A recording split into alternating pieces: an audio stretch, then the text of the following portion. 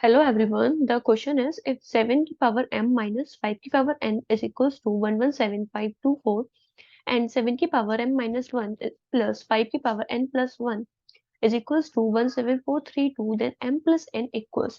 ठीक है, हमें यहाँ पे m plus n की वैल्यू फाइंड आउट करनी है। अगर आप इसमें ऑप्शन चेक करोगे तो ये क्या है, इंटीजर है। इसका मतलब क्या हुआ कि m की वैल्यू भी इंटीजर है, n की वैल्यू भी यहाँ पे इंटीजर है। ठीक है, एंड जो m है ये 7 की पावर है, मतलब एक्सपोनेंट में हमें यहाँ पे टर्म दे रखा है। इक्वेशन जो हमें दे रखी है एक्सपोनेंट की टर्म में दे रखी है। ठीक है, अगर आप इसमें देखोगे सबसे पहले आपके माइंड में आएगा कि हम 7 की पावर m को p मान लेते हैं, 5 की पावर n को q मान लेते हैं, क्योंकि हमें 7 की पावर m 5 की पावर हमें कॉमन कॉमन दिख रहे हैं। तो हमारे लिए इजी रहेगा डील करना, इक्वेशंस को सॉल्व करना, अगर हम एक्सपोनेंट को कोई एक वेरिएबल मान लेते हैं तो। अगर आप इसमें देखोगे तो p minus Q is equal to 117524 हो जाएगा। एंड इसमें अगर आप पुट करोगे 7 की पावर m माइनस n है, तो वी कैन राइट 7 की पावर m अपॉन में 7। तो ये क्या हो जाएगा, 7 की पावर m अपॉन में 7 प्लस में 5n इंटू में 5 इज इक्वल टू 17432। ठीक है, अब 7 की पावर m को तो हमने p माना था, तो p अपॉन 7 कर देंगे, इधर हो जाएगा 5q इज इक्वल टू 17432। अब यहाँ पे दिक्कत है, अब आपको यहाँ पे कैलकुलेशन करना पड़ेगा। पहले तो आपको यहाँ पे एलसीएम लेना पड़ेगा, देन मल्टीप्लाई करना पड़ेगा। तो आपको यहाँ पे थोड़ी सी और मेहनत करनी पड़ रही है। तो इसीलिए जब भी आप एज्यूम करो तो आप ये मानो एक स्टेप ना, अब प्रैक्टिस के साथ साथ आपका इंप्रूव होगा कि आप एक स्टेप थोड़ा सा एक्स्ट्रा सोचो कि हम मुझे इससे आगे जाकर कोई प्रॉब्लम तो नहीं होने वाली है। ठीक है, तो हम ये नहीं मानने वाले हैं इसमें, नहीं आपको ये मानना है। तो हम इसमें क्या करने वाले हैं, तो 7 की पावर m माइनस 1 है। ठीक है, ये m प्लस 1 तो इंटू में हो जाएगा, हमें कोई दिक्कत नहीं है। लेकिन m माइनस 1 है ना, ये चला जाएगा डिवाइड में, तो 7 की पावर m अपॉन में 7 हो जाएगा।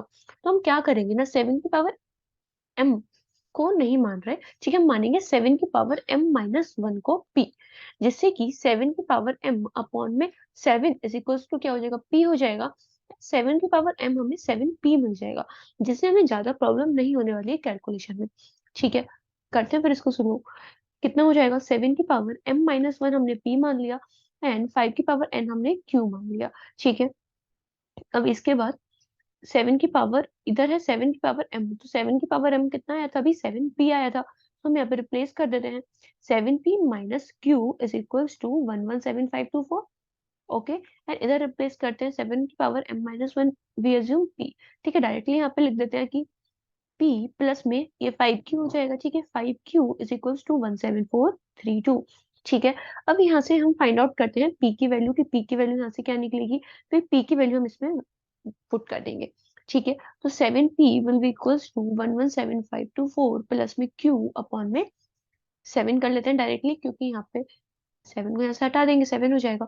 ठीक है, अब p की डायरेक्टली वैल्यू हम यहाँ पे पुट करेंगे, वी विल गेट 117524 प्लस में q अपॉन में 7 प्लस में 5q इज इक्वल्स टू 17432। ठीक है, अब यहाँ पे हमें क्या करना है, एलसीएम लेना है। तो ऐसे डायरेक्टली एलसीएम मत लेना कि 7 लिया, तो आपको कैसे कर सकते हो वो समझो। ठीक है, 7 5 से 35 होगा, 35 प्लस क्यू कितना हो जाएगा, 36q। इसका मतलब 36q प्लस में 117524 इज इक्वल्स टू में 17432 इंटू में 7।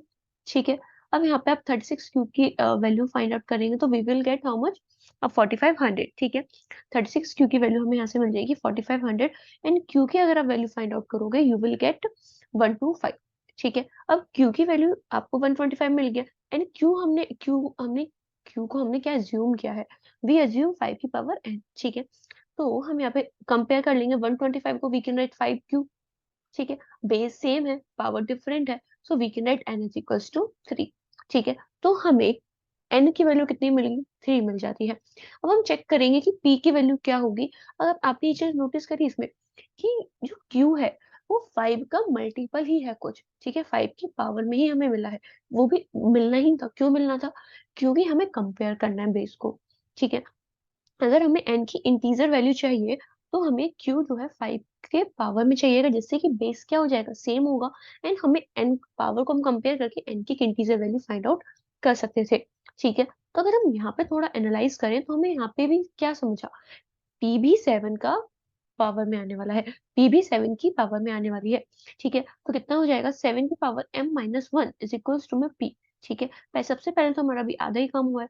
ठीक है, पूरा काम करते हैं अपन लोग, p की वैल्यू निकालते हैं, p कितना निकलेगा, q निकल गया कितना 125, इसमें पुट कर देते हैं तो 117524 प्लस में 125 अपॉन में 7, ठीक है। तो we will get P is equals to 16807, ठीक है। P की वैल्यू हमें कितनी मिल गई 16807। अब इसके बाद में ये तो कंफर्म था, ये मैंने आपको भी बताई, तो कंफर्म है कि जो 16807 है 7 की पावर में यहाँ पे कुछ है, लेकिन हमें नहीं पता क्या है, लेकिन हाँ ये तो कंफर्म है कि 7 की पावर में वो होने वाला है। अब वो क्या होगा वो देखते हैं कैसे हम कैलकुलेट करेंगे, ठीक है। अब इसके लिए ना आपको 7 की साइक्लिसिटी पता होना चाहिए। 7 की साइक्लिसिटी जो रिवॉल्व होती है वो 4 के अराउंड रिवॉल्व होती है। जैसे कि 7 की पावर 1 आप करोगे तो 7 मिलेगा, 7 स्क्वायर आप करोगे यू विल गेट 49, 7 का क्यूब करोगे यू विल गेट 343, 7 की पावर 4 करोगे यू विल गेट 2401, ठीक है। अगर आप 7 की पावर 5 करोगे तो यू विल गेट 16807, ठीक है। अब इसमें आपको क्या ध्यान रखना है, यहाँ पे 7931, फिर से यहाँ पे 7 होगा। अगर आप 7 की पावर 6 करोगे ना you will get unit digit as 9, ठीक है। 7 की पावर 7 करोगे you will get unit digit as 3, and 7 की पावर 8 करोगे you will get unit digit as 1, ठीक है। तो यहाँ पे ये साइकिल क्या हो रही है, रिपीट हो रही है पूरी। तो 7 की साइक्लिसिटी 4 होती है, 4 के बाद वो रिपीट होती रहती है 7931, ठीक है। इसका मतलब क्या हुआ कि जो ये 7 है यूनिट डिजिट 7 है, अब 7 किस में आता है यूनिट डिजिट, या तो 1 में आएगा या 5 में आएगा, ठीक है। और इसके बाद वो 9 में आएगा, ठीक है। 4 4 का डिफरेंस है, अब 9 तो इतना बड़ा हो नहीं सकता, वन ओनली वन डिजिट है, ठीक है। 7 के वन वन डिजिट है, वो भी पॉसिबल नहीं है। तो इसका जो करेक्ट आंसर होगा ना वो केवल 7 की पावर 5 ही पॉसिबल है। तो इससे आप कंपेयर करके फाइंड आउट कर सकते हो m की वैल्यू, ठीक है। अब m की वैल्यू हम यहाँ पे फाइंड आउट करते हैं, वो क्या होगा, देखिए। अब 7 की पावर m-1 हमें कितना मिल गया, p हमें मिला है 7 की पावर 5, ठीक है। कंपेयर कर लेते हैं, बेस सेम है, पावर को इक्वेट कर देंगे, m-1 is equals to 5 and m is equals to 6। हमें m की वैल्यू कितनी मिल गई, 6 मिल गई, एंड हमें n कितना मिला था, n वी गेट 3, n की वैल्यू हमें 3 मिल गया था। हमें फाइंड आउट करना है m plus n, that will become 6 plus में 3 9, ठीक है। So the correct answer for this question is 9।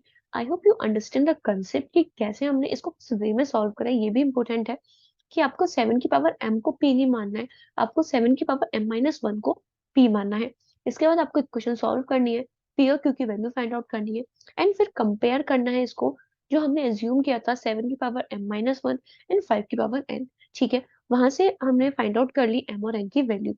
And इसमें जो नया कंसेप्ट आप लोगों को सीखने को मिला वो ये था कि आपको साइक्लिसिटी पता होनी चाहिए 7 की क्या है, ठीक है। Okay, thank you.